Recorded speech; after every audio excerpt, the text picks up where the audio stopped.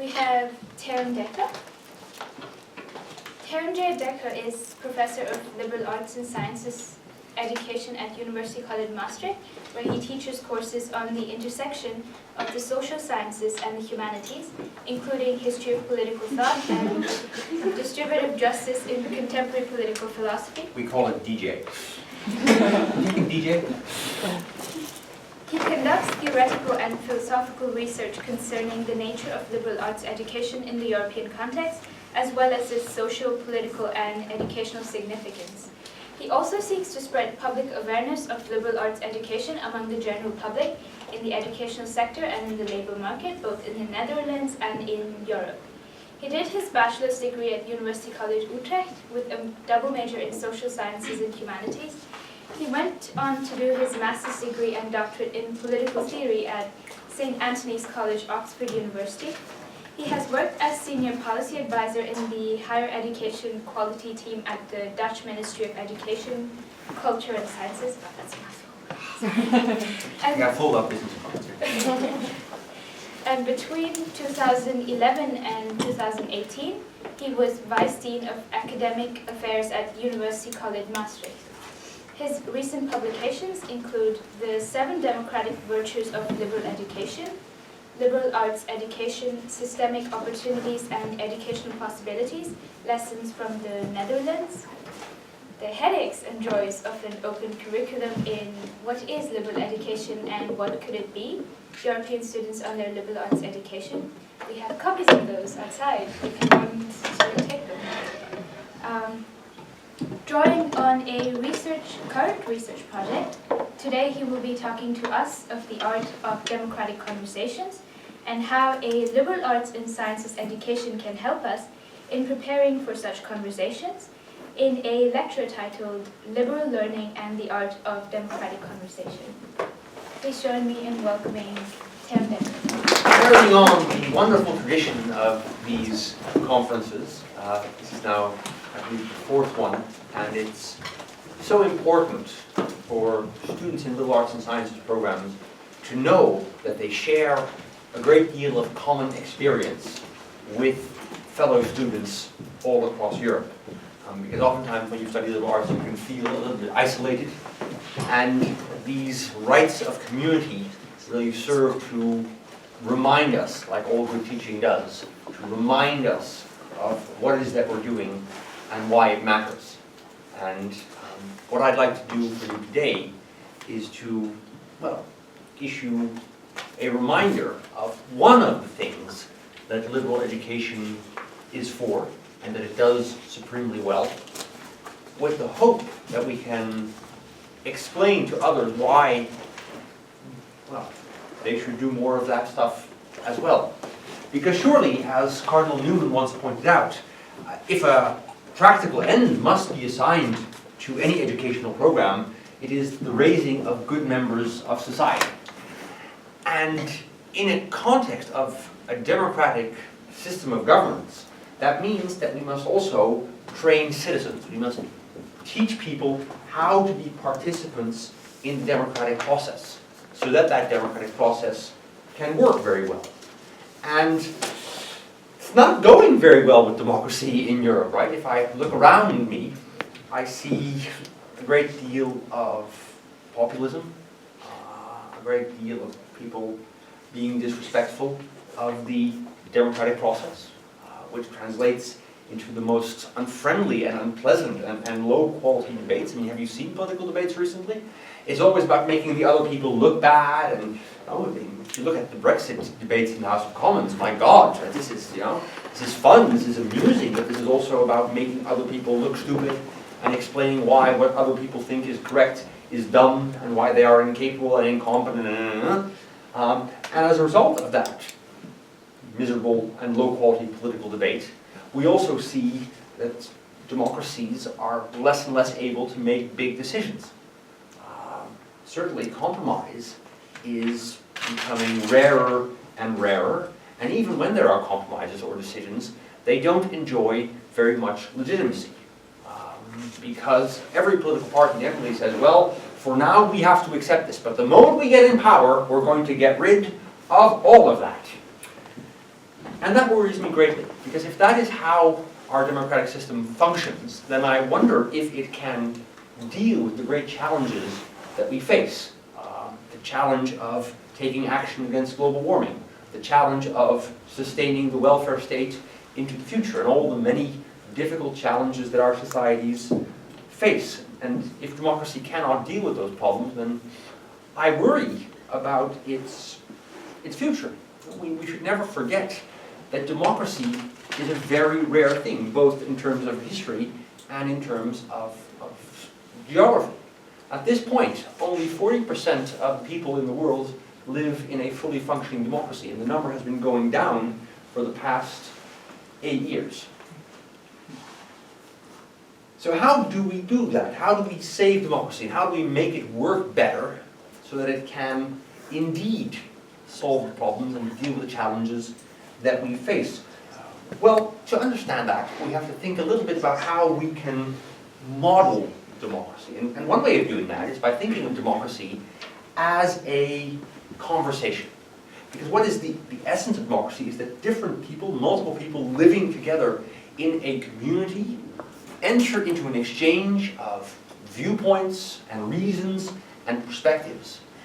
And they come together in freedom and equality, and through that process, they must aggregate their individual viewpoints to a social choice that is a decision that holds for the community as a whole. And that happens on a political level, but it also happens in any situation where people come together in freedom and equality to make joint decisions for them as a community. It happens in the university, it happens in the workplace, it happens in all kinds of places. But of course, conversations are defined by the rules and expectations that people bring to them. We can have all kinds of different conversations depending on the context. If you're buying a car from a second-hand car dealer, that's a different kind of conversation from the conversation that you have with your friends or your family when you're trying to decide where you want to go on holiday. So we have to think about what defines a good democratic conversation and what defines a bad democratic conversation. And I think that one thing that defines a bad democratic conversation is that it is an adversarial process. So often, a democratic conversation degenerates into an adversarial negotiation. And what that means is that in an adversarial negotiation, parties start by thinking, well, what is in my interest? What do I think should be done? What is my private analysis of the issues that our society is facing? What do I think is beneficial for me? And then we enter into a conversation, and the goal of that conversation is to convince others that we are right, or to convince others that other people are wrong, and to get as much as possible of what we want. Well, if that's how you enter the democratic process, then what are you going to do? Well, you're going to try to get your way. And that means that, well, a certain amount of populism, a certain amount of demagoguery, getting people through rhetorical devices to believe what you want them to believe is actually very useful. And what is a debate? A debate is a wrestling match. The point of a debate is to win, to make an audience understand or make them believe that your analysis is the correct analysis and that other people are wrong. So no wonder that you're going to use the occasional name-calling, the occasional dirty trick, and all of that. And what is a compromise in this kind of conversation?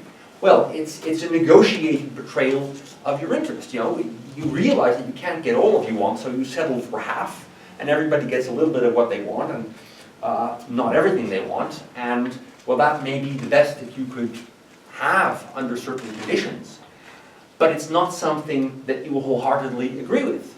And because it is not something that you wholeheartedly agree with, you don't grant that compromise very much legitimacy. So it seems to me that the problem with our democratic societies is that many people, when they engage in the democratic conversation, do so in the spirit of this kind of adversarial negotiation. And the pathologies of democracy that we see around us are really a result of people being unable to have a different conversation. Because the proper democratic conversation is something else. In a proper democratic conversation, you don't ask yourself the question, well, what do I think the correct answer is? What is in my interest? And then have the conversation. But you enter the conversation in a much more open way in which you ask, well, what do I have to add to a common discussion about the question, what is the best policy for us as a community? And so what makes this a different kind of conversation is that, first of all, you don't enter with the answer. You don't decide beforehand what you want and then try to get as much as possible. But what you try to do is you try to ask yourself the question, what do I think? What is my estimation of what is in the interest of the community as a whole, and how can I negotiate different perspectives on that question to come to a social conclusion? It is the difference, if you will, in Rousseau speak, between asking what is the general will and what is the will of all. And of course, if this is what you have in your head, if this is what you're doing when you're engaging in a democratic conversation, you're going to get a very different result. Because what is a debate? A debate is no longer a wrestling match, as it is in the adversarial conversation. A debate is an opportunity to collectively figure out what the right answer is.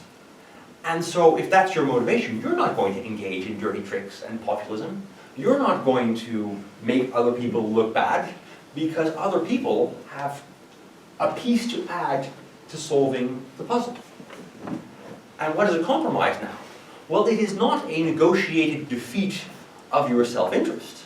A compromise is the answer that we as a community have produced together. And so you have a stake in that. You have an ownership stake in that compromise, and so it is yours. And that means that it has a great deal of legitimacy.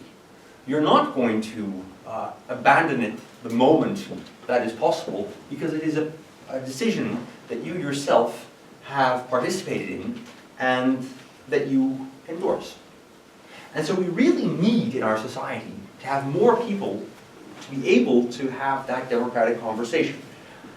But it's hard, right? I guess we all know from our experience that you try to, when you have to make a decision, you try to keep an open mind and really be constructive, but at some point the conversation breaks down and regresses into the more adversarial mode. And at that point, you see all the pathologies of modern democracy emerging, because it requires a great deal of empathy, a great deal of knowledge, a great set of skills to have the proper democratic conversation. And so, if we want to have a better democracy, we better do a good job of teaching our future citizens, you guys, how to have the proper democratic conversation. And one of the great things about liberal education is that it does precisely that. Liberal education, amongst its many virtues, has the ability to teach people what they need to know to have a real and beneficial democratic conversation. And the reason I say this is not because I have a theoretical theory of that, well I do, but because over the past year I have been traveling across many liberal arts and sciences programs and been interviewing students about what they are learning in their liberal arts education and how their education shapes their ability to have conversations with other people.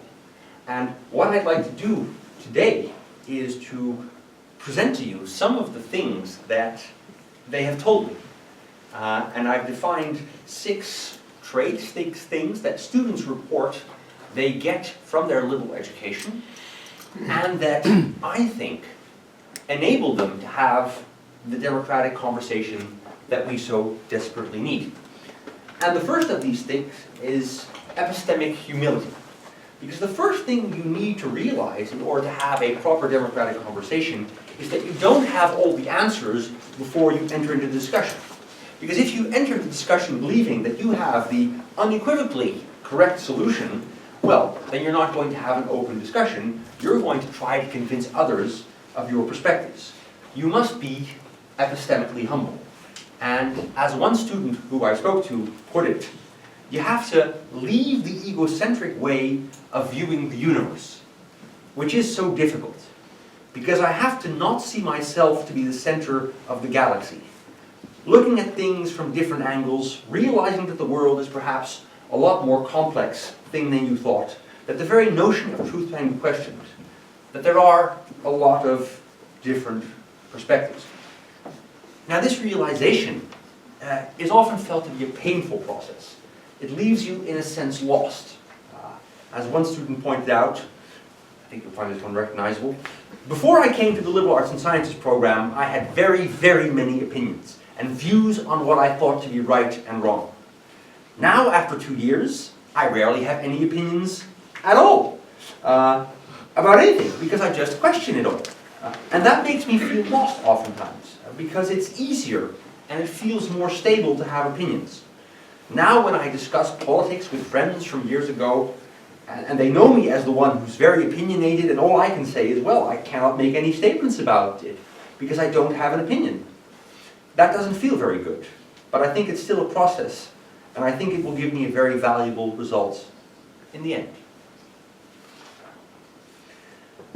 That leads me quite naturally to the other side of epistemic humility, the idea of critical thinking.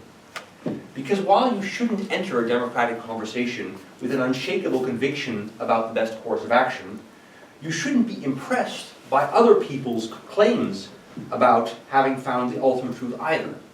Because if you do that, you surrender your place in the democratic process, and the conversation ends before it ever got started. So you must be constantly willing to challenge conventional wisdom, approach every opinion with caution, and stand ready to challenge the grand narratives. Because the grand narratives threaten to suck the oxygen out of the democratic conversation. And students felt that this was one of the most important things they got from studying liberal arts. Here's one. Just by giving you insight in so many subjects, that you'll become careful of the authoritative statements of people that say, I figured it out now! After thousands of years, guys, listen to me, I got it! You can say, yes, yeah, maybe you got something. But let's be careful. Maybe your idea is not completely refined yet. Let's talk about it. And students are quite explicit about how their education teaches them this critical attitude. One student remarked, well, the criticalness, that's just what's stressed all the time. To always question, always be critical about it, always try to get deeper into it.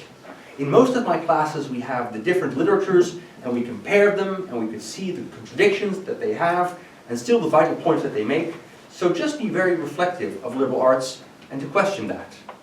Then, most of the time, we would also apply this to real life cases so that you see how does the theory they play out in real world. And then we see a lot of things that you take for granted.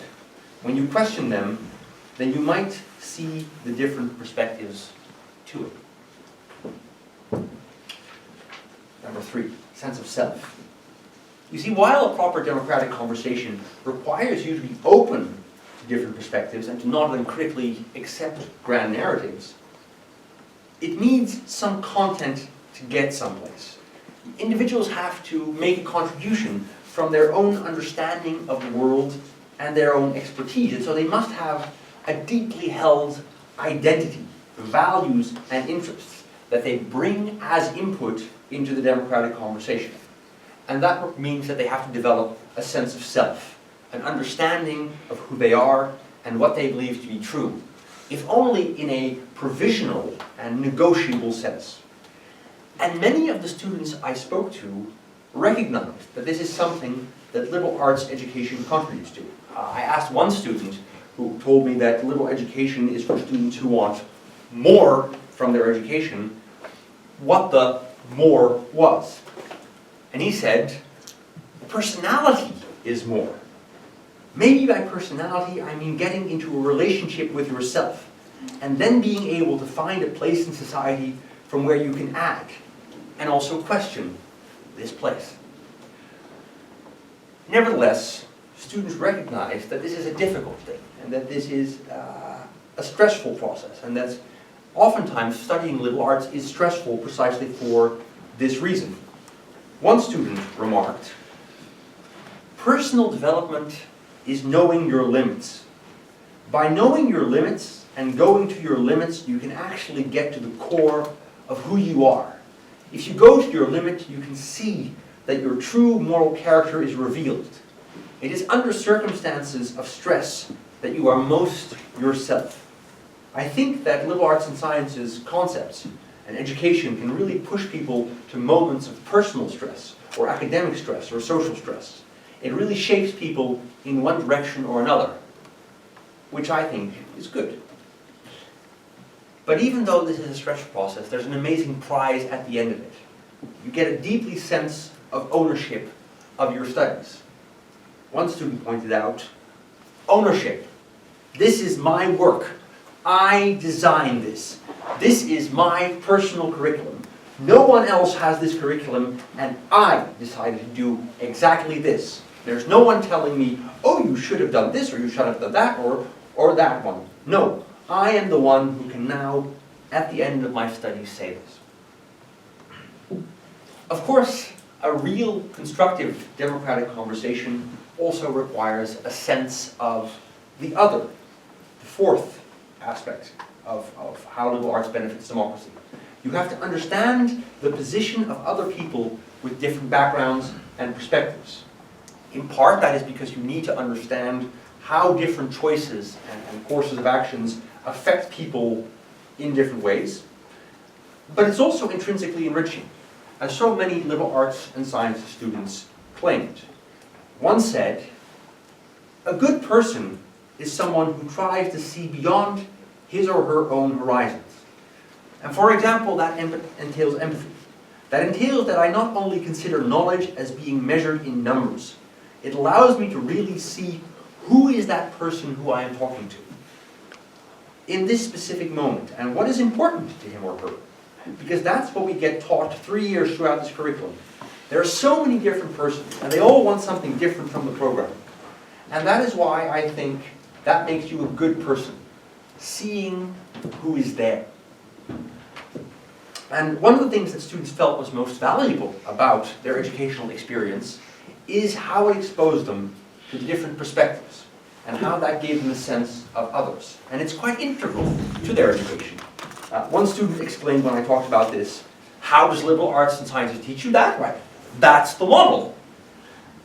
To which another added, well, being in contact with people from international backgrounds, being in contact with other languages, being in contact with people who are very different than I am, it made me more tolerant. It made me more open. It made me more relaxed in being around difference. I think, unfortunately, many of us are confined to a space that doesn't have a lot of difference and a lot of variety before we go to university. And if we dive straight in, just like I did here, and everybody else that comes here does that as well, I think that's an incredibly valuable experience. It's so interesting, and it's so much fun to be around this kind of diversity. Of course, having a sense of one's own perspective and that of others is one thing. But a proper democratic conversation is more than just an exchange of perspectives and backgrounds. The real substance of a democratic process is how those different perspectives are reconciled and merged into a jointly created and jointly owned decision. Something that nobody intended, but everyone regards as their own. And learning this ability to compromise is something that students recognize in their own experience. One student remarked, to engage in something that, it's a bit of a weird term, but I think it makes sense, where we have an actual discussion and not a debate where you just try to win and convince somebody of your argument, but where you do as you do in a dialogue. For example, you take the other standpoint. You manage to disagree with certain arguments. You try to phrase it in a more charitable way and maybe find common ground. And then you can agree something. That's something. That is a skill you can't learn in a one-semester course. You have to do it and then do it again and get feedback and get re-evaluated and make your own experience. That's something this liberal arts program has done to me for a long time. And at best, this kind of experience gives students the ability to sustain democratic conversations. One student remarked, I think quite beautifully, for example, I had a conversation with my sister who has a job, and she said, you know the person that I am working with who's not from around here? And whenever we speak, I accidentally insult him and he accidentally insults me, and then we both get mad and we leave the room. I think what liberal arts and sciences has taught me is to not leave the room, to stay in it, and to really just continue discussing and to continue learning and make something happen. If you keep it at the level of just a discussion and you never either write it down or you create a project, you don't realize the implications of whatever it is that you're discussing. It's only by working together and coming to a conclusion and enacting that conclusion that you make it happen all at once. However, just being able to have this conversation isn't enough. You also have to have the inclination to participate in a real democratic process. You must have, to paraphrase John Rawls, a sense of democracy, an effective disposition to regulate your behavior so that it contributes to the joint exploration of issues and makes the community a better place. You must have an honest desire to discover and do whatever serves the community best and how you can contribute to that, even if, in some narrow sense of the good, you might be better off if you press your own advantage. And that sense of obligation to make the world a better place and taking responsibility for the greater good is seen by many liberal arts and sciences students to be integral to a liberal education. One student remarked, you have an effect on the world no matter what you do, no matter what choices you make. I do hope that the ones who study liberal arts and sciences also tend, or at least see that. That's the way how things work. And then also try and use it to seek change to the world. Not only for change in general, but change for the better. And in a very principled way, talk to their children and say, okay, well, the way I leave this world is better than when I got into it. And I change it for the better in the long term. Now, part of that change, that ability and that inclination to contribute to the greater good seems to be inspired by the content of the programs. How liberal education tends to expose students to all kinds of injustices and problems. As one of my conversation partners noted, I mean, you're learning about, because we obviously identify a lot of struggles and issues and problems that are going on, ranging from climate change to human rights issues, economic crises, in which, if you sort of think about it, face at the moment that we've, in time, when you've gathered a lot of information, and you just feel a little bit hopeless. Why the world is not as ideal as we wish it to be. And I think that goes hand in hand with active participation. Once you've had that moment of hopelessness, the very minimum you can do is, for example, vote. And I think that in this way, you are much more inclined to participate in the process. But what is even more important is the experience of living together in a community and participating in the life of that community. And I quote once again, having an on-campus community teaches you that there is something beyond yourself, that there's a community that we all live in that's beyond yourself, and by participating in extracurricular activities, which I think is a big part of liberal arts and sciences education, helps you develop yourself and develops how you behave in a community, which then will be reflected in how you behave in a society as a good citizen. I'm not sure if you can call it a good citizen, but you'll be a tolerated citizen. That's what I would say. This is what students who are in liberal arts and sciences programs tell me about how their education shapes them.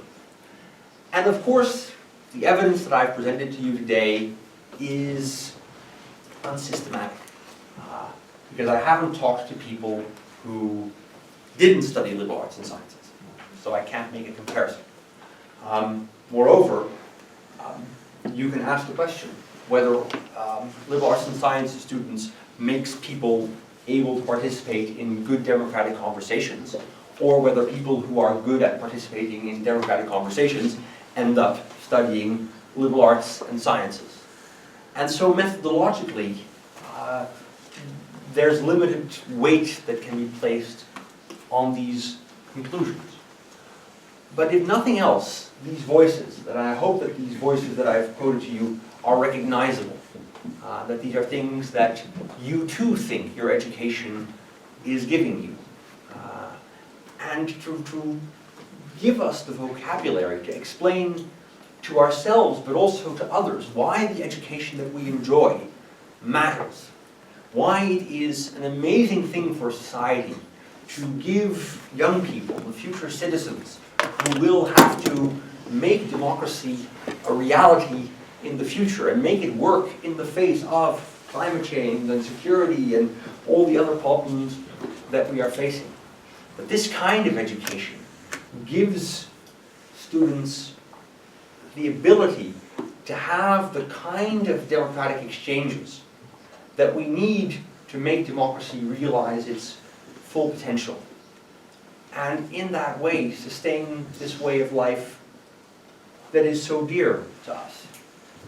And so we need to, as liberal arts and science students and as liberal education community, perhaps do a much better job of explaining and communicating the value of what we do, not in terms of academic achievement and not in terms of economic employability, but making the argument that this kind of education matters for the future of our democracy, and that we should try to give more students the opportunity to have this kind of education, and in that way continue the chain that started when our societies were established into the future. Because, let me leave you on what I think is the best song ever written about education.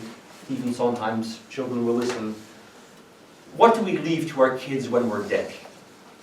Only whatever we've put in their head. Things that our parents and teachers have said, which were left to them too. Thank you very much. For that, it seemed like it was responding to the theme of this year's conference, which is a conversation with today's world of tomorrow. And as a small token of our appreciation, we have flowers. Flowers are about, propagating the species of the plant to the future, so I think that's beautifully happening.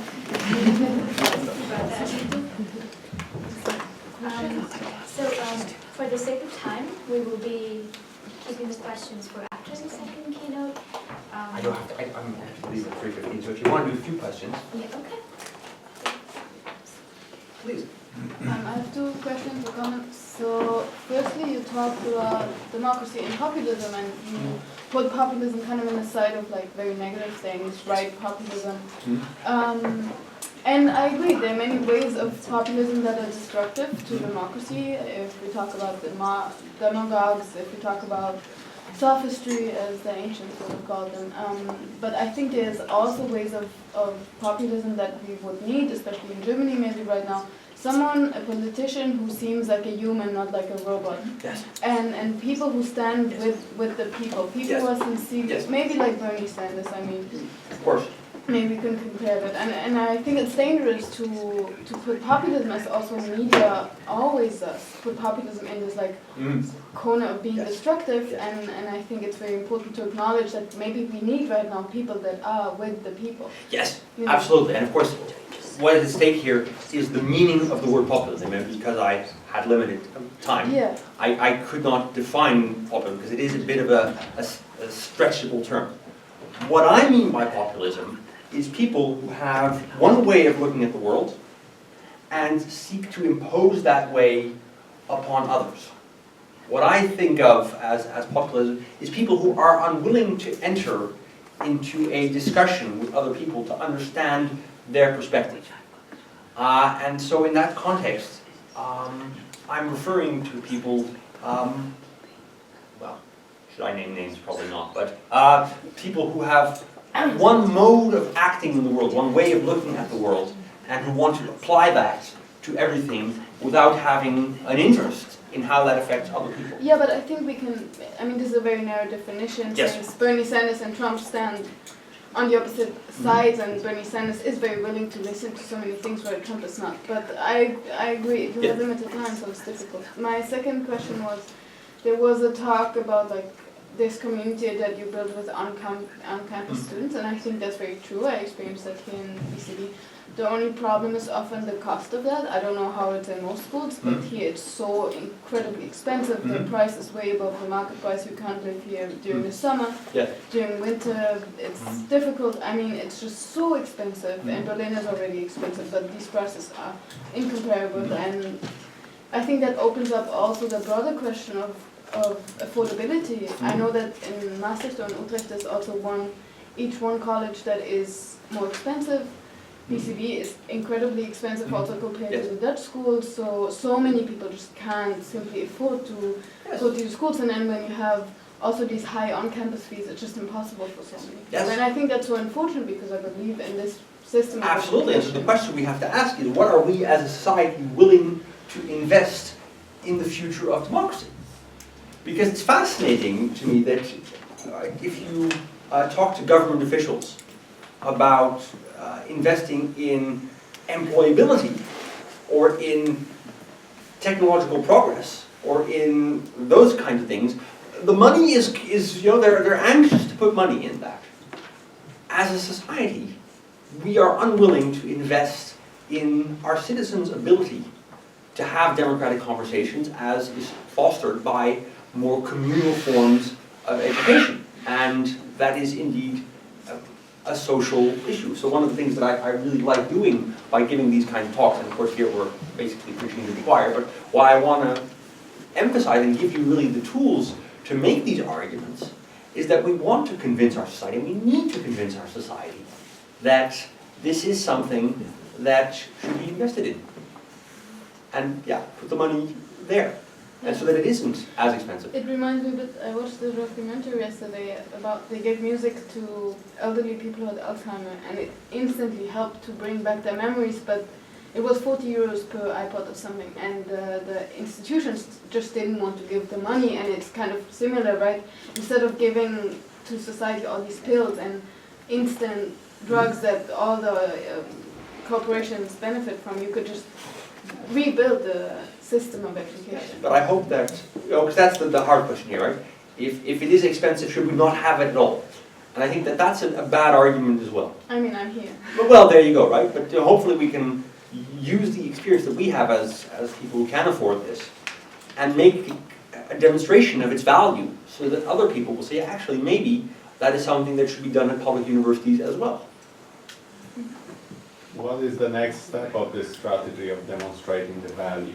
Are we going to talk to the government, or are we going to talk to the universities that are not doing liberal education? Because for the government, it's the same pool of money. Mm-hmm. So if we are saying we are supporting democratic conversation, and we are saying the other part of the earning the same money, pot of money is not doing democratic conversation, the government might not be willing to support higher education. And of course you want to have a multi-pronged strategy, but I would say let's talk to the students. Because you can talk about the marketization of higher education in all kinds of ways, and certainly there are many bad effects. But I think if students really demand this of their universities and are unwilling to go to programs which don't offer this, or are increasingly willing to go to programs which do offer this, the educational establishment will follow. Which doesn't mean that we shouldn't talk to governments or universities either, but build it and they will come.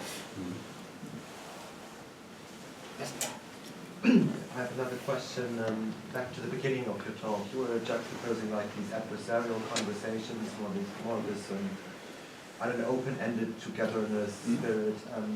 I just wanted to know, a very general question in the sense of epistemic humility, so don't you see like also a danger of stasis, of gridlock in a sense, that we don't know where we want to go to, like that we just keep, I don't know, philosophizing in a sense, like I think of the famous Marx quote about interpretation and changing the world. So where do we actually know how to stop, or where to stop and where to actually reach a decision and realize things? Well, I think that is the skill of the compromise, right? This is why you need, I mean, when you look at these virtues that I've outlined, they are in some senses contradictory, because on the one hand, you want to be epistemically humble, on the other hand, you have to have a sense of self. Yeah. You want to have a sense of others, but you also want to have ability to go. So these are all things that are, if I can borrow yesterday's term, pharmacological, in the sense that, in proper measure, they can contribute to this process. But yes, you're right, it's bloody hard. And that is why it is elusive. But I think that if you have a real democratic conversation, and you are willing to, and I'm leaning here heavily on Rousseau, that if we all are asking ourselves the right question and are approaching the issues with a proper public spirit, consensus can be found. Which may be a little bit naive, but you know, if we don't believe in it, why would anybody else?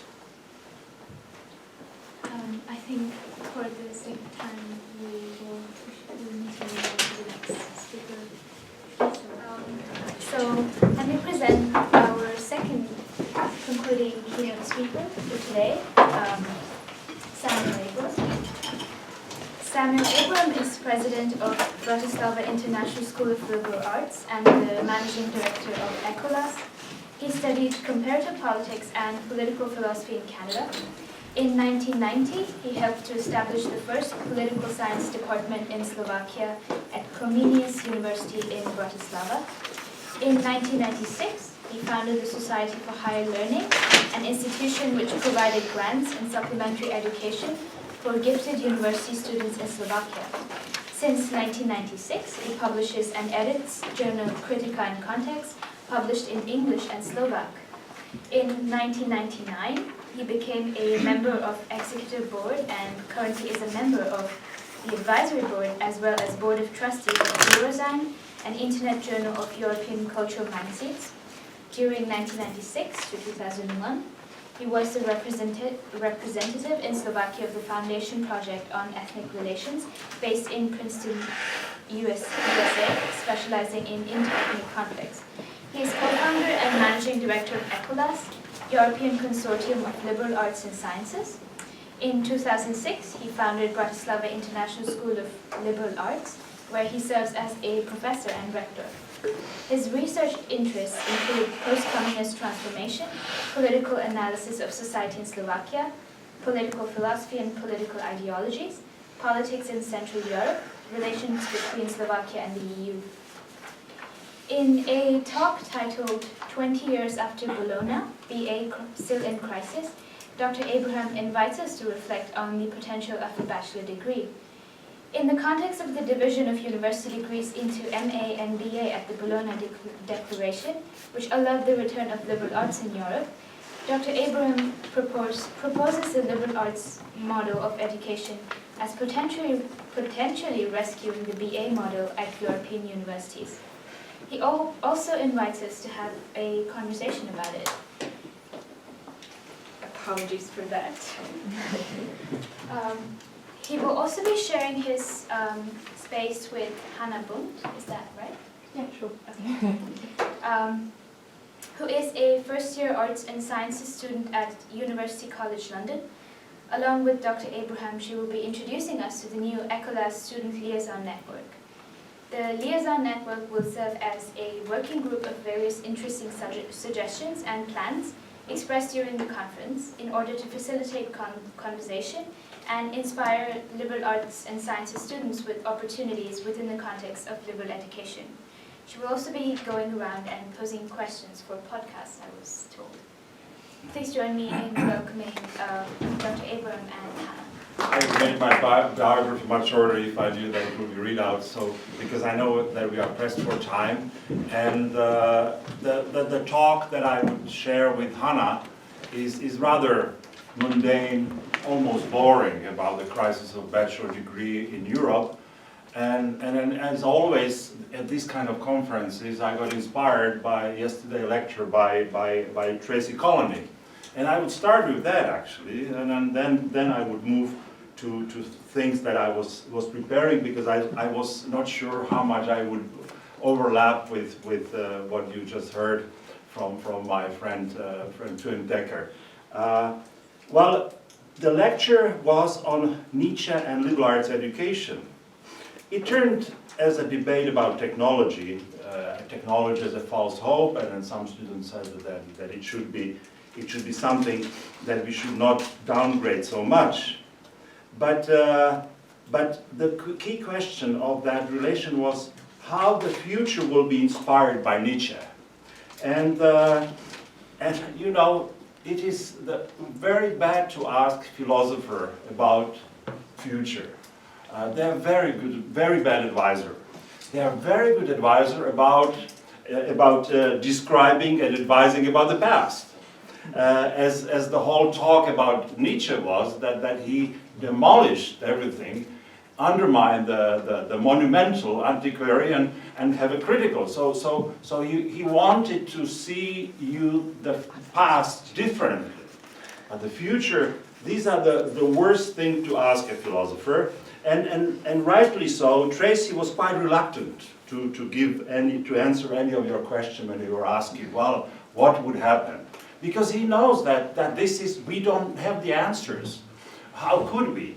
No one has. If there's anything valuable about liberal arts education is like with the jobs. You know, the saying goes, we prepare you for jobs that do not exist in 10 or 15 years. And it sounds almost trite, but it can be said about the future in politics. We have no idea what will be here in 15 years. But what you can be prepared with your knowledge and be flexible to react. Whether you will succeed or not, that's a different thing. Now, how to respond to, how to use Nietzsche facing the future in order to inspire you, disturb, enrage, equip you. And your grandchildren, when none of us in this room will be alive. Because Nietzsche says in Gay Science, I didn't bring this because I have nothing else to read. Actually, we as a group now, faculty, read this. And this is the only way to read it. I mean, if you read it just on your own in the summer, you will get 10-15% out of it. But in a discussion, and we do 6 pages, 5 pages, 4 pages. We read loud, and then so this is very because it's a very disturbing reading. Because if you read something like the following: pursue your best or your worst desires, and above all perish. I mean, he doesn't say pursue your best and worst desire, best or your worst. So you can do worse, fine, but just perish, just die, leave. I mean, if you read things like that by Nietzsche, it means that if you just read it like a regular text, not as a provocation, then you don't understand where he is getting and where he can inspire many other people, and not those liberal arts, rational people that we count among, that we see ourselves.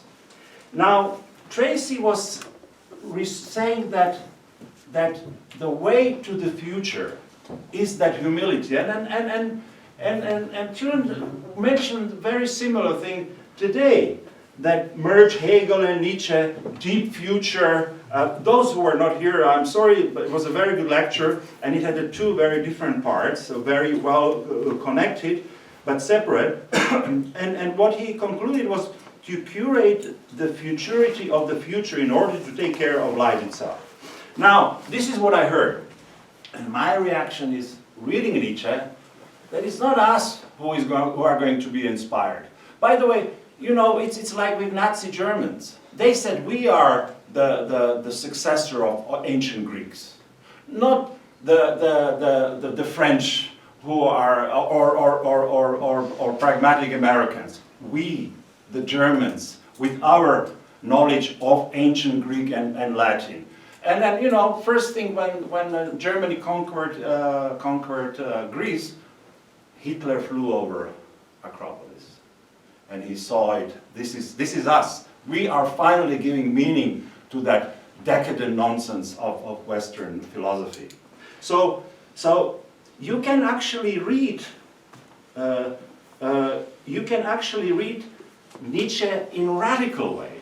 not in this kind of a postmodern, mild version of humility. I mean, you could have it, but you could get really radical with him to demolish the false values and system of the past. I read you a quote, and hold your chair. He writes, "All ethical systems hitherto have been so foolish and anti-natural that humanity would have perished of every one of them if it had gained power over humanity." So any system, be it Marxism, liberalism, whatever, if it really took over, it would destroy us all. So his way of saying, and of course we can gain, we rational liberal arts people can gain from this knowledge that let's not take anything for granted. Let's not be ideologists. But listen, that it can be also taken by those who wants to undermine the Western system, democratic system, do not want to talk to you. Because, you know, there's adversarial dialogue is one thing, but it is at least a dialogue. But then you have people who are not interested to talk to you at all. They might want to just kill you. And how do you deal with that? And this is something that is very common and coming. There is another inspiration that Nietzsche can provide for those who think there should be a total distraction of humanity. You know, you might have heard about Gaia movement, who says that, or deep ecology. Earth has to get rid of humanity.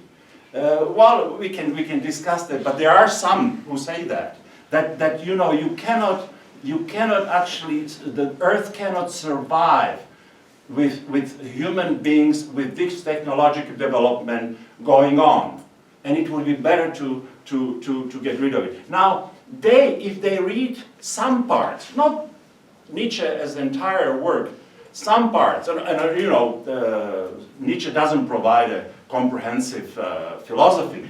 He has this aphorism, and they can get parts of it, and they can actually get the inspiration, and actually are able to use their destructiveness, helping with these brilliant arguments. Now, the fourth one, and this is the most disturbing, is the selfishness and militancy of, let's say, neo-Nazis. I had only neo-Nazis written here, but I added, after the discussion, populists as well. Because populists, to me, I have different, and there are many definitions of populism. Populist, to me, is to use any rhetoric, any argument, any means to gain power, and then not deliver. And populist is, to me, is a cynic, because he or she knows that they cannot deliver. They just want to gain power. And so, but I had only neo-Nazis, fascists, who could really benefit from reading Nietzsche. For example, facing poor and immigrants. They can use much of what Nietzsche says. If he writes, misratene Volker have no rights to exist. And of course it's in the context of the larger argument. Misratene means failed, someone who is not, well, you have Germans here, they could provide a better translation. Wayward, a failed nation, people have no rights to exist, and we have to get rid of them. And he has written it, at his words, he writes that. Now, if you read that, and if those neo-fascists read that, they can get inspired by him. And they can say, well, we are backed by this famous, wonderful, controversial philosopher called Nietzsche. So let's be careful with reading Nietzsche, because they can justify ridiculing any value system, they can destroy their enemies, spiritual leaders and intellectuals, and to laugh at everything. This is one way to respond to the tragedy, to the morality and religion of the West, by laughing at it. That's what Nietzsche uses as a way, not necessarily as a weapon, but as a way to deal with the current system that we take for granted. Yet he is tremendously important. One could say that if last 150 years, let's say from 1850 to 2000s, were the age which was reacting to Marx, the next 150 years, or maybe longer, would be the age when we would have to deal with and respond to Nietzsche.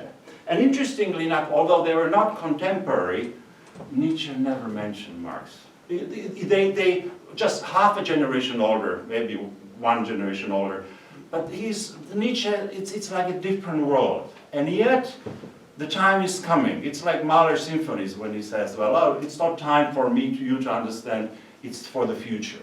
It's the same with Nietzsche. And it can be used and misused by many other things. So that's what's so important for good education to have. Not to overlook, not to gloss over Nietzsche, that if he writes something bad or something that you are revolted by, that, oh, he must have misspelled. No, he didn't misspell. He knew exactly what he was writing. And because he is not a consistent, he is not a system builder like Hegel, can be picked here and there. So this is my reaction, Tracy, to your wonderful talk, because this is important to be careful about Nietzsche, as many people were, as many people can gain from him. Okay, crisis of bachelor degree in Europe. Well, why are we here? Why are we here?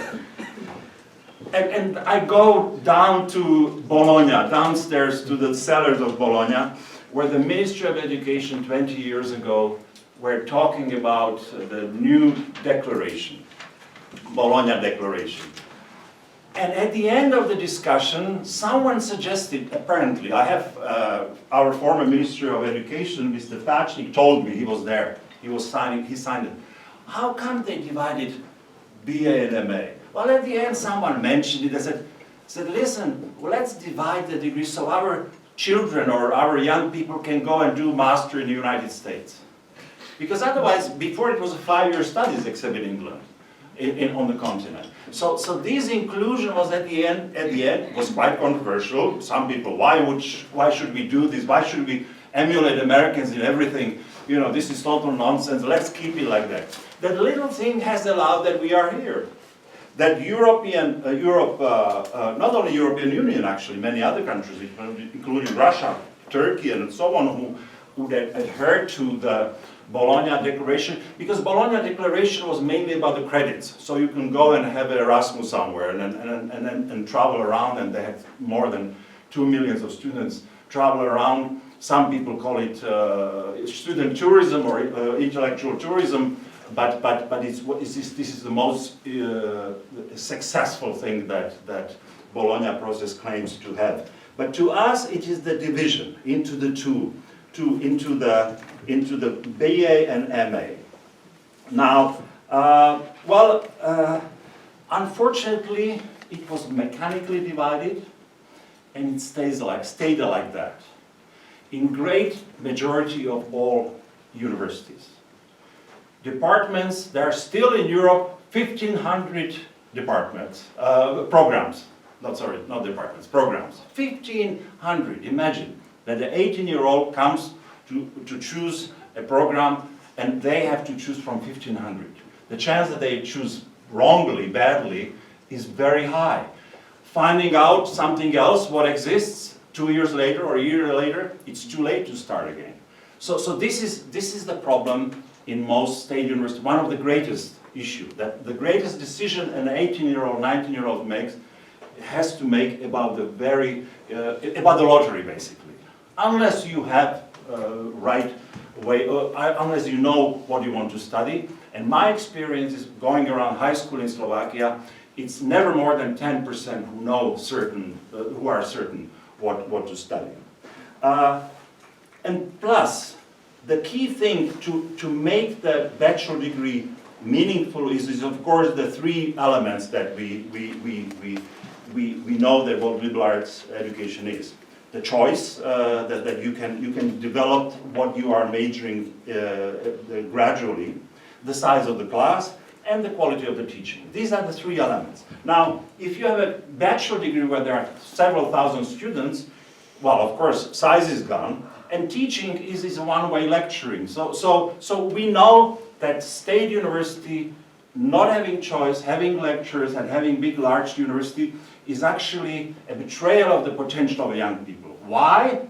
Well, simply because the ranking, the holy grail of every university, the Shanghai system, is about publication, research, what equipment the university has, and citations, and good PhD program.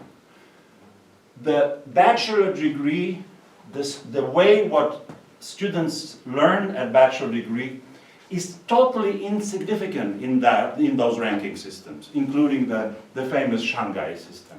So why would university pay attention?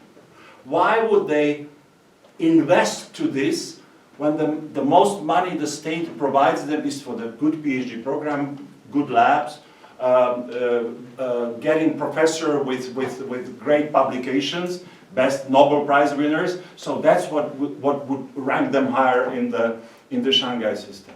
How the undergraduate students are studying, what they get from their study, is simply irrelevant to the system. That's why it's so hard after 20 years to implement liberal arts anywhere else outside of those small schools that we have. That what you are providing. This is a miracle that Netherlands was able to spread it to almost every university. And there are struggles, there are problems. We know that even there it's not easy. England is spreading also in quite a little bit different way, but still. But there are no more than 60 institutions, and so we are very small in size, and there's no in the sight some kind of eruption that the large university will embrace it, because the system is structured. After Bologna's system is structured, that there is no incentive to have really focus on your age category. They want you, they need you, because often they are paid considering how many students are applying. Denmark is actually luring Slovak students free education, free dormitory, even stipend for undergraduate students. But then when they come there, they are providing the same shoddy lecture thing because they are busy to do their research, busy to go to another conference, busy to arrange another citation of their paper so they can become more advanced in their position. So this is the sad part, and which is very difficult to overcome, and there's no great moment inside that the liberal education will explode. I have 2 more minutes, so I can give a word to Hannah, because that's much more important for our discussion than what I am saying. What we at ECOLAS, we are preparing a manifesto, kind of a very strong statement about the crisis of bachelor degree. Now, whether we would be able to reach enough politicians, academics, journalists, so they are aware of this very simple setup, what's now in place in Europe, we don't know. We would need your help, by the way. Once we have that manifesto, we will spread it. But we are also looking for business people, because politicians listen to business people. We are also looking for some politicians or former politicians who are able to understand that the liberal arts education is helpful. We have an ally by some businessmen who came actually to European Commission and asked, why don't you have more bachelor degree, liberal arts graduates? And the European Commission invited us and told us, what is it? They asked us, these big CEOs, explained to us. And it was the it wasn't a commissioner for education, it was a commissioner for employment and technology, Mrs. Tyson, who wanted to know more about liberal arts. Now, with those business people who are not only provide some fundings, because that's not so crucial in Europe, because it's mostly a state university, but the business people who are much more important when they say, let's go for liberal arts, than a few academics that we are setting up this manifesto. We want you to cooperate because we are small in size literally, and small in size in comparison to the mass BA system. And it's very important that not only you cooperate on these conferences, but in between, and then at your campuses that you discuss with your colleagues about liberal arts education, about what you can do together and how you can help establish liberal arts or spread liberal arts outside of your little program. Okay, well, I'll give the word to Hannah because she has talked to some of you, interviewed you, and it is very important that this group of students or this liberal arts institution set up a parallel network of students who can cooperate, communicate, and do something useful for themselves, but also for spreading the word of liberal arts education among the large group. Because we believe that no way politicians who are sensible and sensitive and who are deciding about large money, if they really understood what is at stake, as Teun Dekker was saying, to provide more money for technology won't solve the problem that we face today. And I conclude with the following thing. Reading Nietzsche, Marx, or Kant, or Spinoza on Plato 10 years ago, it was almost a feeling kind of a luxury, curiosity. Now, we have no other option. We don't know where we are heading. These guys are coming much more to our discussion than before. I just published Hannah Arendt, We the Emigrant. I have a few copies if you are interested. Amazing essay that everybody should read and be inspired by. So it is very important to engage, but be careful because it's dangerous and explosive often. Okay, thank you very much. Thank you, Samuel. Let's see if this works properly. Yeah, cool. Doubt and uncertainty. Two words that I had in the back of my mind during the whole conference, and two words that do not necessarily have a positive connotation.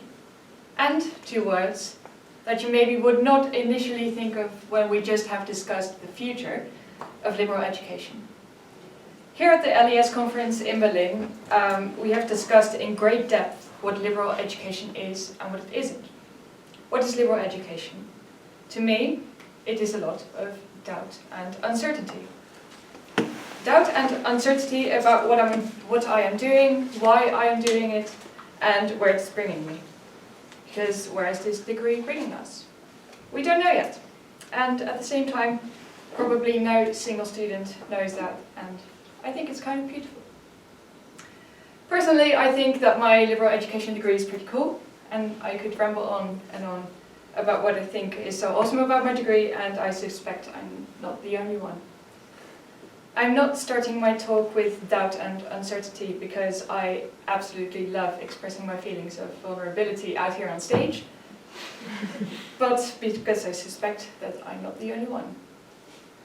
I also felt very engaged at this conference. The track discussions, but also the couple of interviews I had, and the conversations outside of these activities were super interesting, and I feel like I have learned a lot. I suspect that I'm not the only one. Just a quick show of hands. Please put up your right hand if you had a good time at the conference. Okay, now, and please put up your left hand as well if you felt engaged at the conference. Right, could you now please just take a quick look at your neighbors, maybe just have a polite nod, like saying hello with your hands in the air? Oh, we can wave at each other. Cool, that looks very good, thank you. You look very engaged. Now, I'm here speaking to you because I'm asking you to stay engaged. Because I think that we can agree that we can all serve as sources of inspiration to each other. The numerous conversations and constructive discussions during this conference prove that we have a lot to tell to each other. That we can come to a better understanding of the advantages and disadvantages of our degree and what our role in society is as LES students. The student initiatives such as the Engels Journal I've heard about sound like great Europe-wide engagement of LES students. Wouldn't it be great if we are not only sources of inspiration to each other during conferences like these, but also after the conference? So a question that I've asked myself and others at this conference is, how can we keep learning from each other and how can we keep benefiting from each other? During this conference, I've spoken to a couple of you, talking about what students could do between conferences and how they could benefit from each other. So to refer back to my recurring theme of the conference, the results were pretty inconclusive, and so for me personally, there's again a lot of doubt and uncertainty involved. So together with ECOLAS, the European Consortium for Liberal Arts and Sciences, I want to set up a student liaison network. So through this network, we could stay engaged and stay in contact to meaningfully fill up the time between the LES conferences. While we're at it, I can expose even more feelings of vulnerability on stage. I think that it's fine to say, I know that I don't know. So I know that I don't exactly know what this network is going to look like. How are we going to stay in touch? How are we going to get students engaged, and how are we going to keep them engaged? Who is even getting engaged? I do envision this place where student ambassadors can contribute to the content we can then disseminate amongst all LES students at the institutions involved. But there are different ways how we could do this, for example through a blog, magazine, social media, maybe a newsletter. The student liaison network should facilitate communication between LES students themselves, as well as between ECOLAS and their institutions' faculties to share and learn about opportunities within the realm of liberal education, such as the stipends ECOLAS is also planning to provide to 3 or 4 candidates from various LES colleges to engage in small projects. So I'm inviting you to become student liaisons from across the channel and be engaged in a discussion on how we can develop a well-functioning network, albeit probably through a process full of doubt and uncertainty. So if you would like to be involved, please let me know. And I've decided that it will be easiest for you and for me that I will contact you. So for that reason, I will put, well, I said this list, it's in my bag, just outside the lecture hall, so we could, like, if you want to, you could write down your name and some contact details over there. So please do put your information on that sheet if you want to be involved or if you're just interested in what I might have to say. Also during the conference I was made aware of some other amazing student initiatives that already exist. And for those who are in charge of this, I would like to kindly ask you to send me an email to see if we could collaborate to make these initiatives bigger and to let more people engage with it. There will be a little improvised, super professional business card outside with my name and email address on it, so please do send me an email and I would love to hear from you. So let's start a discussion on how we might be in contact between conferences, how we can share awesome information and opportunities within the realm of liberal education, and how we can benefit from each other. Let's take this doubt and uncertainty and turn it into something that we can take, that we can use to our advantage and to keep an open mind and explore our options. I'll be around for a bit after the end of this closing the conference, so please do not hesitate to come up to me and talk about anything you want. Also, if you don't know exactly what to say, because that is fine. Thank you very much for your attention, and I really look forward to it. That's really great. Thank you very much. Okay, bro. Thank you very much. I think not only in of their keynotes right at the moment. I think it would be important for us to see what you have come up with in your tracks, to have a conversation about that. So if we could move on to the presentations. So no discussions? No, I think Oh, okay.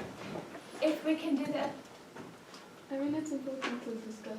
It is, but at the same time, it's also important for us to hear what we came up with. Sure, but if someone gives a keynote, I think that's the whole point, that we can engage with it and we don't.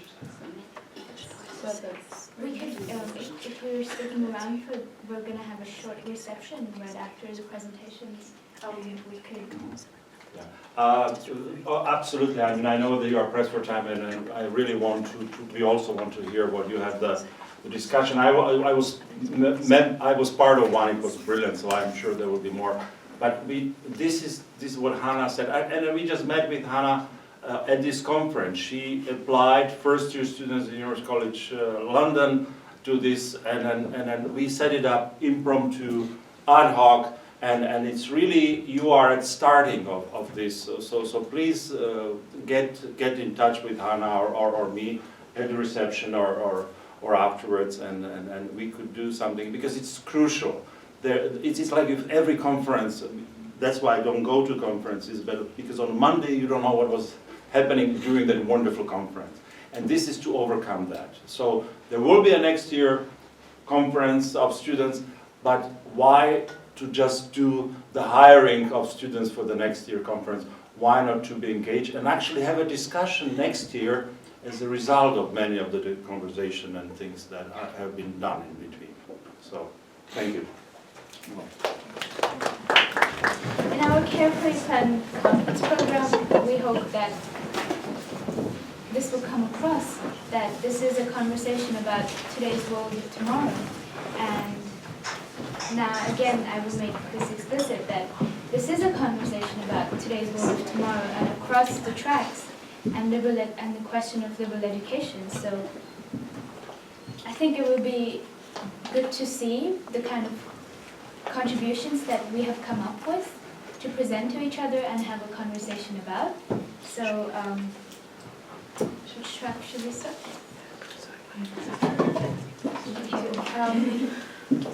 Just a note before we start, if before you leave, if you could maybe return the badges so we can reuse them, that would be great. Thank you. Okay, let's begin, and we will have about 10 minutes for each track to present their project, and then hopefully, or maybe if we can, maybe we should make time to discuss what we have come up with. So if the society track could come forward and present their end project, that would be great. Okay, so welcome. We would like to present to you 13 lessons for the future of liberal education, perspectives from the society track. And we envisioned really a big performance, and then we were so caught up in the museum this morning that we couldn't make it to a rehearsal, but we're still trying to at least present you what we discussed and maybe perform a little bit. So I will start with point number 1, and that were the diverse methodologies in the classroom, and we think these could also go beyond the classroom. So we had a contribution that mainly Yael was stressing in our track. Why don't you sing your dissertation, or can your master thesis be an exhibition? Can you create an NGO as your dissertation? And we think that this would be really something important to engage your whatever you produce, also not only for the walls of the library and the sake of scholarship in itself, but to bring it out to society. Okay, so number 2, if everyone could raise their hand, please. Okay, good. So number 2 is simply to highlight that there is a huge importance in active participation and that everyone must contribute something. Okay, so yeah, lower your hands. And that raise your hand if you're not here. So this is slightly more on a serious note, that it's just to highlight and to raise awareness and to consider that for those who aren't able to participate with us. For number 4, we reflected on David Hayes' note about how professors are people, which we 100% agree with. But we also just think that people are people, and that we need to consider everyone within our setting, our community setting, and realise that also everyone can be professors, that we can all learn from one another, not only between students and faculty, but also the community and all of the other characters within an institute. And for 5, then also more about taking part in society. It's also asking us to locate ourselves on a personal level and on an institutional level, in the local setting where we are, and then also in relation to the world. Number 6 was the importance of a small, stable community. We discussed how, while that may be true, temporality does not take away from the significance of community. All of us at this conference have formed a community and discussed ideas together, and the fact that that community is not stable does not take away from that. Also things like Year Abroad, inviting members of society on a wider scale into institutions, be that in a lecture series or creating a dialogue with the local community. Perhaps we can broaden this small, stable community to bring more people into the conversation. Number 7 also links to the conversation, and that's about keeping the conversation going, and that definitely includes what Hannah was just talking about, and also the Angles journal, creating a link between different students of liberal education and keeping our ideas flowing. For number 8, we discussed the necessity for the creative application of classics to a diverse, modern, contemporary society, and to be able to sort of acquire the skills to gain the lessons from the classical text into modern society, and be that in the form of a module or something which really sort of encourages this application. And for number 9, we sort of reflect on what is the value of our pleasures and the importance in pursuing your pleasures within education. Okay, to follow on that, number 10 is, it was a question that really drive our discussion, was about what do we own to the society, and it's coming back from the pleasures that just because we have that time to really go deep into those classics or really study, and it's a very resource intensive course, do we own something to the society for having such a privilege and being able to do it? And if we have that, if we own something to the society, how do we repay it back? Number 11, it's about promoting this in interdisciplinarity and especially problem solving. And the basic principle was to build bridges, not walls, and to really be the voice that really talks about interdisciplinarity also in relation to other higher education institutions. And number 12 is about going back from the retreat. We talked about a lot about going to the retreat and kind of being away from the society, but also knowing when to come back to the society and when to apply what we learned in that retreat to give back and kind of answer also that question of if we own something to society for having the luxury of a retreat, how do we repay for the retreat and we retreat back to the society. And the last one, the number 13, is about, it's a blank space. It's for every college to fill in with their own story, with their own approach. And because we talked a lot about diversity of approaches, some more go deeper into classics, some go more deeper into interdisciplinarity and problem solving, some don't even talk about any philosophy, some talk only about science. And we want to keep that differences because that difference makes liberal education different from other, that it does not confine to one definition and it always defines itself and it's continuously progressing. So that would be it, I think. We actually decided that so that everyone can be heard and also to respect the time of people who have to catch flights and trains, would have all of the presentations now, and then at the end we can find some time for questions. So we please have the politics track come up. We're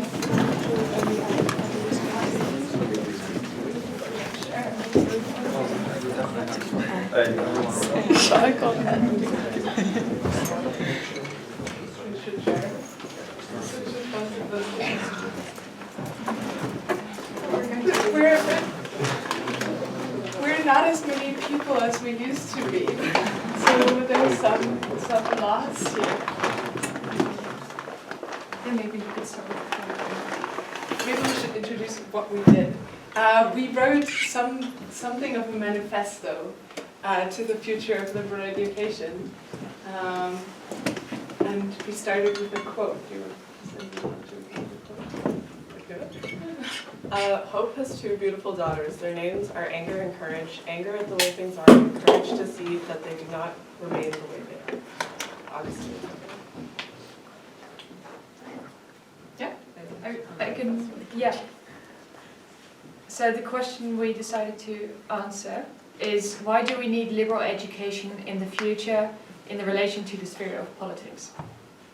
I'll read out the very first part of our manifesto is, we need liberal education because it can allow us to use critical analysis and open-minded thinking to both reject the rigidity of truth and bring nuance to the post-truth debates into politics. In politics. Number 2, we need liberal education because it can foster an environment that breaks down hierarchical structures of learning and knowledge, and this is valuable to the sphere of politics because it allows individuals to constructively challenge institutions and figures of authority.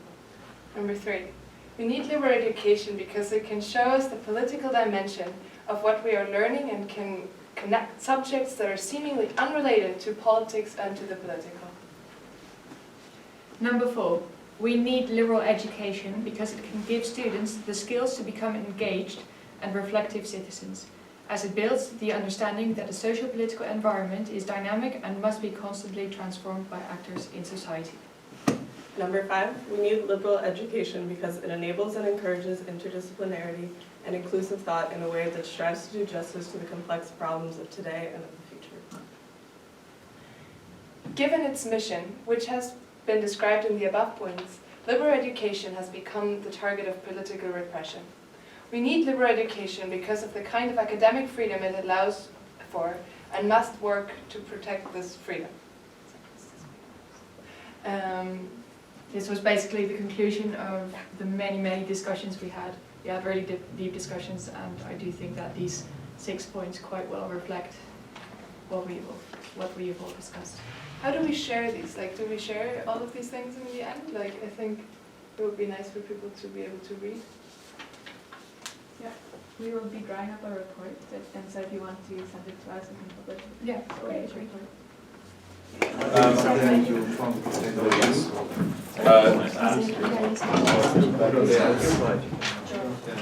Okay, for those of you who don't know, how many people know how to play Stadtland, or who doesn't know how to play this game? Okay, great. So the way it works is there's going to be a series of categories that we're going to put up on the board, and each of you will be expected to write them kind of small along the top of your paper. So as they go up, please, without really thinking about them, just write them down. How many are there going to be? 10. Roughly, yeah, 10. So these categories are going to go up.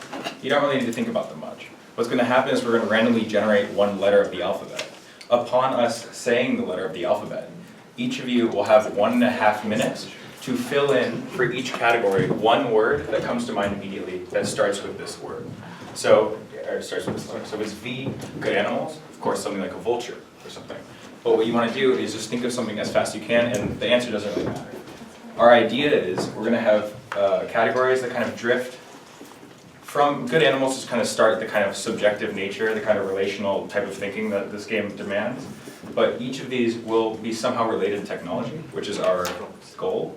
And we're interested to kind of compile various, kind of see what kind of relational thinking occurs with these themes that we kind of sprouted from our discussion. I think throughout our track sessions yesterday, there's a lot of issues that come up when we're dealing with everyone's different papers, and a lot of them come back to several key concepts that got brought up in Tracy's lecture as well. Like the idea of a pharmacon, as if is going to be one of these. And because we spend a lot of time together discussing these things and having these central nodes like into which and out of which discussion can occur, there are various things I think that all of us will now associate pretty strongly with these things. But you guys who weren't in these track panels won't necessarily yet. So we just want to get a feel for like what these concepts after the entirety of this conference mean for those of you who've been in different panels. Maybe some of you can bring things that you've been discussing in your panels, which we aren't privy to, into this, and then we can get a better idea of how all the different avenues to thinking about technology and liberal education can come together. Technologies/hands. So, and no description really needs to go into these, but it'll be very interesting for us. Once after like the first minute and a half, we'll randomly call on you, as long as you're okay with that, but you should be in a good liberal arts atmosphere to participate in our thing. We really want to compile information in a certain way. So can everyone see all of these? Sorry. Yes. Yes. So to say them really quickly, good animals, whatever that means to you. 2, VR porn. 3, careful future. 4, liberal education, a very simple one. 5, Anthropocene. 6, critical thinking, whether it's good or bad. 7, technologies or hands. 8, pharmacon. 9, startup culture. And 10, essential human qualities. And you don't need any more description of this. Does everyone have a vague idea of how to play the game? Does it make sense? I mean, there are no stakes here, essentially. You can't really mess this up in any meaningful way. It's just about the association. It's simple, we'll be given a letter and we'll have to find a word that fits each category. How do I win this game? We're not going to be counting points. Not today. Okay, does anyone have a timer? How long? A minute and a half. 1 minute and a half. Okay, so is everyone ready? And everyone consents to being randomly called upon to answer a category? Yeah? I don't completely understand, but I'll just listen first a bit. You will see how it works. Okay, yeah, sure. We say a letter's going to be said, and then you have a minute and a half to write a word that corresponds with each of them, starting with that letter. Yeah. Okay. The letter will be O. What? Okay. Oh, and you have a minute and a half. Free time. Yes. As fast as possible. You can just skip once if you don't know, and you go back.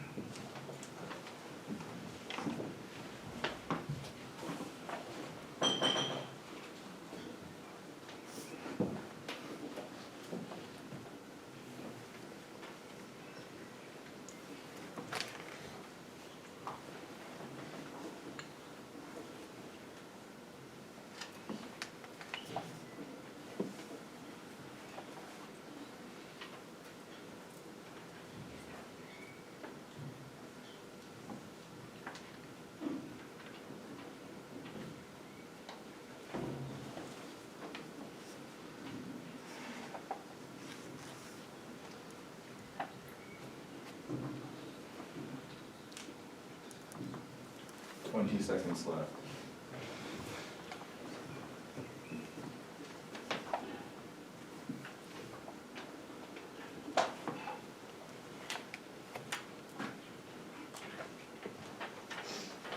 And please stop.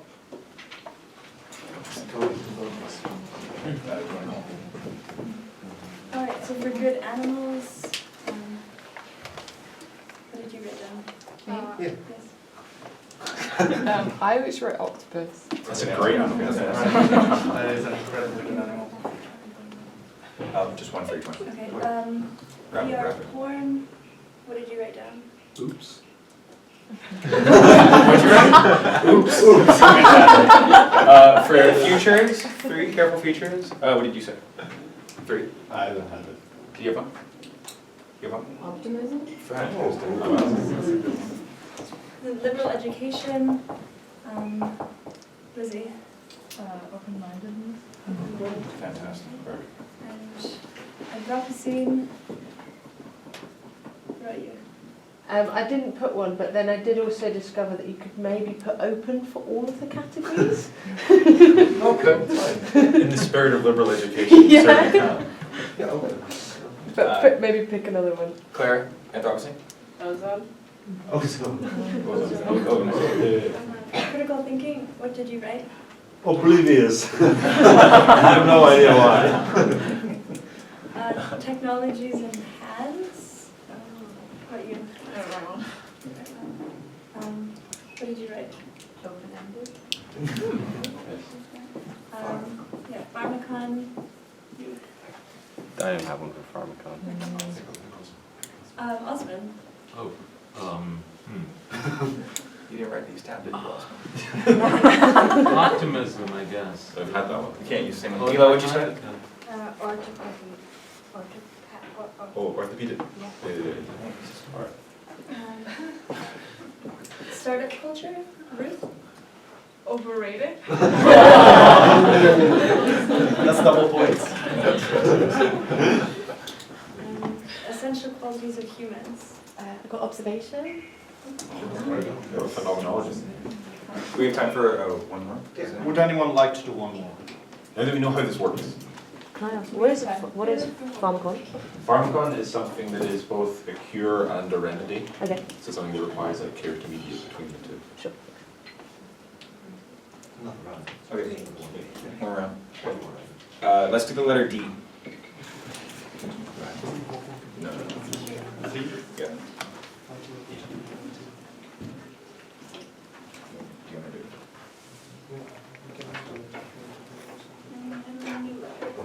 Yeah.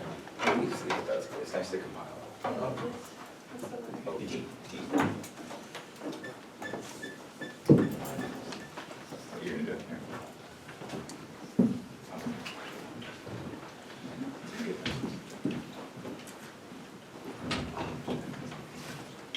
She's actually.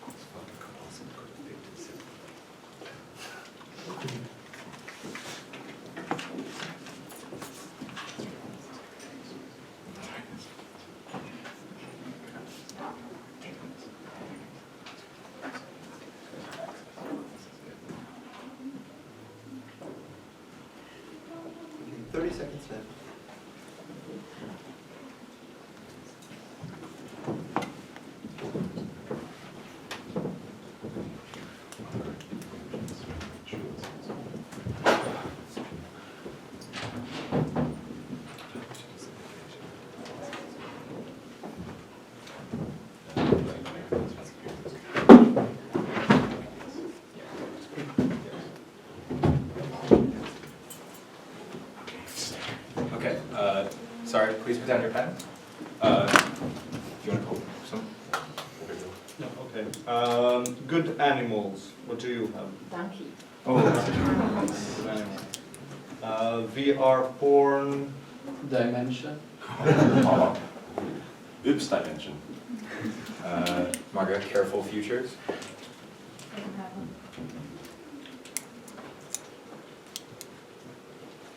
Number 3, yes. I put design. For liberal education, David. I have destiny. Oh. Startup culture. Anthropocene. Anthropocene. Okay. Anthropocene. Mila? Destination. Then startup culture. What do you have for critical thinking? Yeah, what? No. What do you have for critical thinking? Which one? 6. 6. Doubt. We have a different word, yeah, okay. Technologies in hands.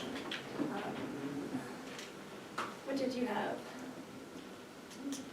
Can I already go? I I have dead wood. I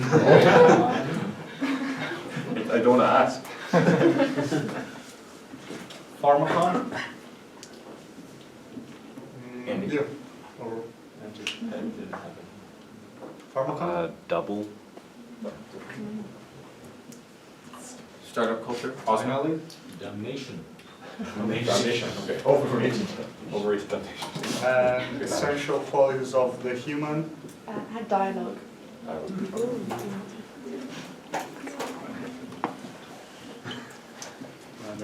are running out of time for this. Right, basically, the aim is this, as we said, was just to like get a little map of like where people associations are, even for different panels. I'll just quickly explain like why you pick each one, so that there's context after all. Good animals, as Donnie said, warm up. VR porn, good way of getting into the discourse around the automation of work and also the automation of the sex work industry and the automation of like desire as such, which is pretty pertinent if we're talking technology and society. Careful futures, again, comes back to the issue, as does Anthropocene, of where we're headed. Again, like a key feature that kind of unites a lot of the themes of this conference. You know, like where are we going, what are we doing, how can liberal education affect the ways in which we think about this?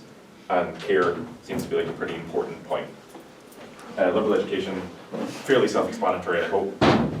Critical thinking, again, going back to the Nietzsche text, talking about critical histories, talking about the ways in which liberal education doesn't just teach like a rote learning of information, but some kind of critical or noetic aspect to like maneuver through fields of problems that are not consigned to one discipline or one set of data. Technologies in hands, we are the technology panel, and a big point is like, what are we really talking about when we say technologies? Are we thinking just like gadgets? Are we thinking the digital things, smartphones? Or are we also thinking things like language, like really elemental things, anything external? We relied a lot on Bernard Stiegler, so if you want a lot of jargon, you can look into that. Pharmacon also unites a lot of our discussions, this idea that things like technologies, things like smartphones or apps are presenting in our thought of the future a very concrete risk to automation, to work, to memory if we're relying exclusively on kind of smart devices. But it's not a matter, as Tracy Sletcher yesterday said, of just like writing these things off. We have to be careful in our mediation of like how these things are impacting us, how we're relying on them, so as not to fall into like technophilia or technophobia. Startup culture, yet another one. We're trying to think about how digitization and how technology is influencing the economy and the job market and how businesses work from just like the ground up. Startup culture seems like a nice place to think. Essential qualities of humans also ties back to this kind of technology's hands thing, and also to the careful futures stuff. If we're talking about the future for what? Ultimately we're talking humanity. If we're talking liberal education, we're not really trying to liberally educate anything else.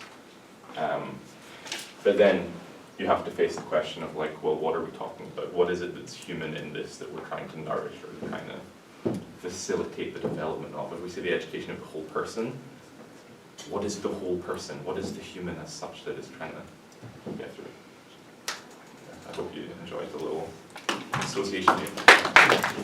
Yeah, so we are part of the education team.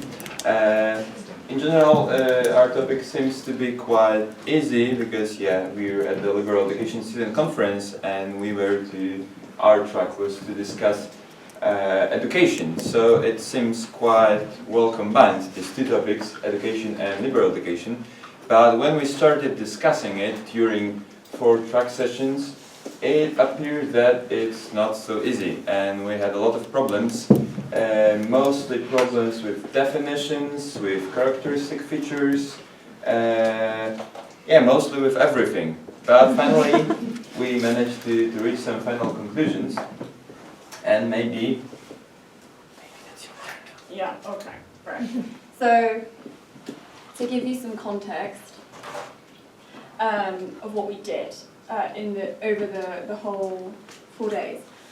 We discussed in general bettering liberal education as a form of education.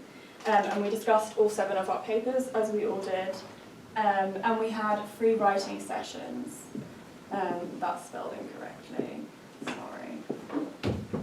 Okay, so we had free writing sessions, and they covered what liberal education rather existentially is not, and why it's attractive to us.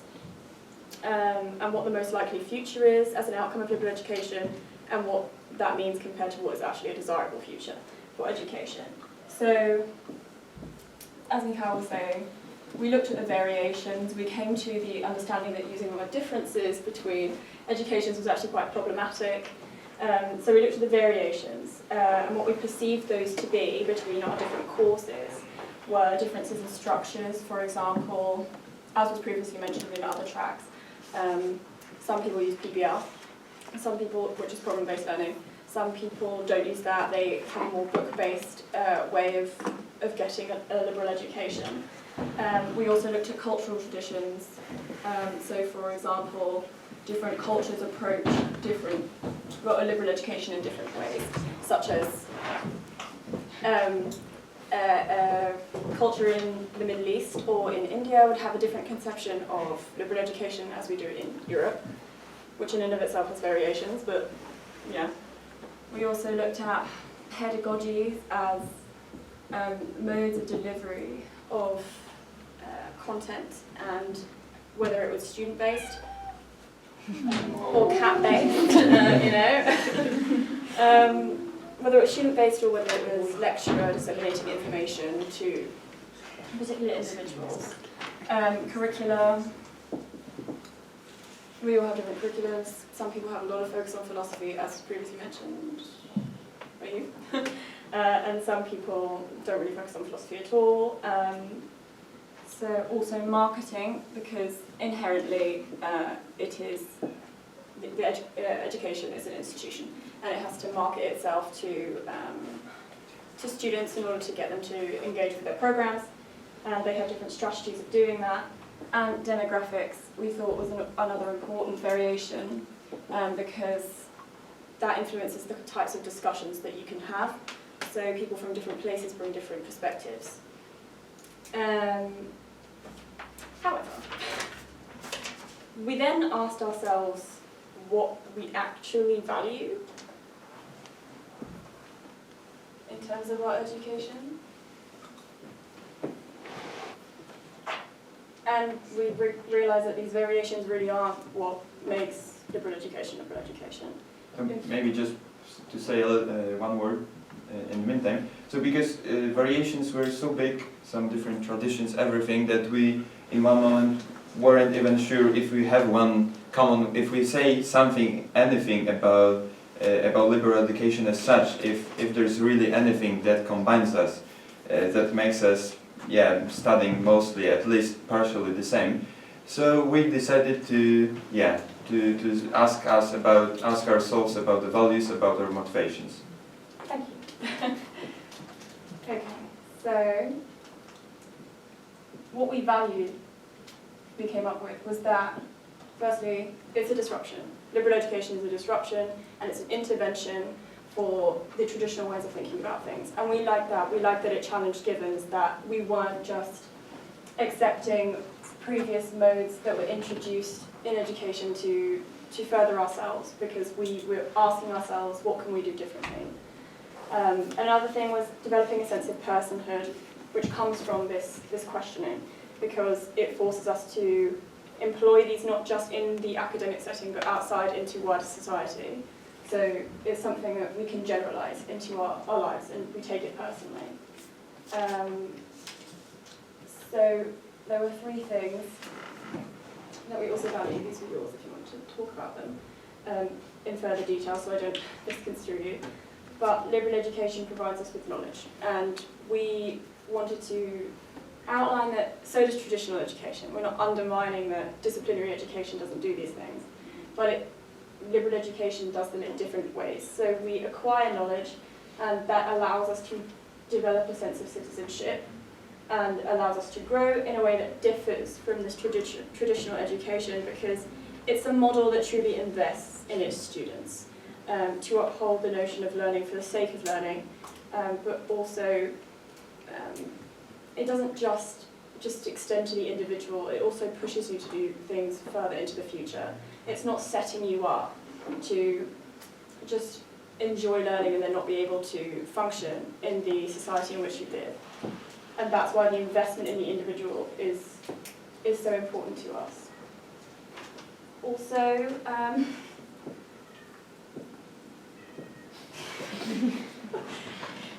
okay, wow. That says impossibility, if you can believe it. This is personal to me. I think that liberal education is very important, and I value it a lot because it allows me to accept that being holistic is impossible. you can never address everything all at once, and it makes you feel comfortable with the fact that there will always be more to learn. There will always be more questions than there are answers, and I think, personally, that's a positive thing, because it means you can continue to grow, which enhances your sense of citizenship because you acquire more knowledge. And also, there's a great level of integration and synthesis in terms of our subject matter and the discipline, but that's a capacity, again, that translates outside of the classroom, like personhood, into your society. So you don't just synthesize subjects in order to answer an essay. You synthesize things that you might encounter in the real world to be able to problem solve in your everyday life and in your career space, in the professional sphere as well. And we appreciate that professors help make us feel like investments and make us feel like we're worthy of being investments. Not just in a financial sense of the word, because that is quite the connotation that you might think of initially, but that it pays off to be invested in. Again, in sense of person.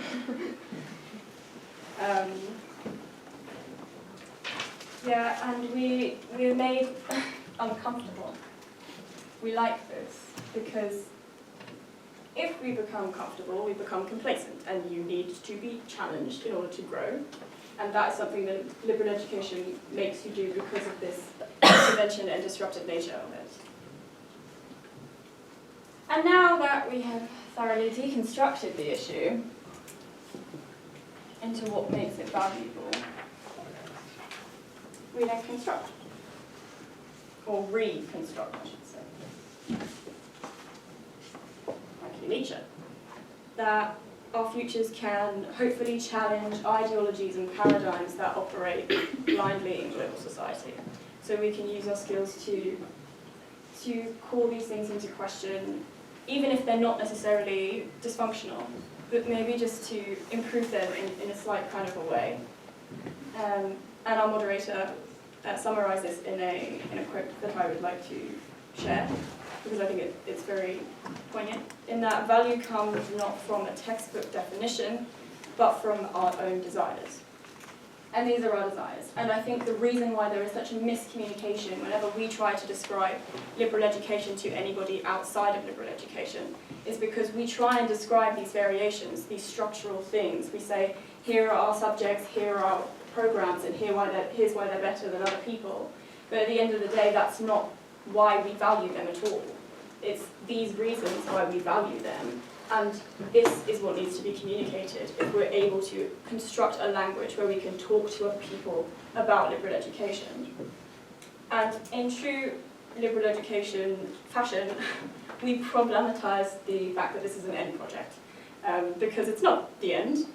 It's a continuous project, like you say, we're connecting between conferences, and this is an ongoing process. And I think if we engage with knowing our own values and doing that self-reflective and critical process, and then telling people how we feel that our programs are valuable, then that can be the interim, and that can help spread the message of liberal education in a productive and effective way.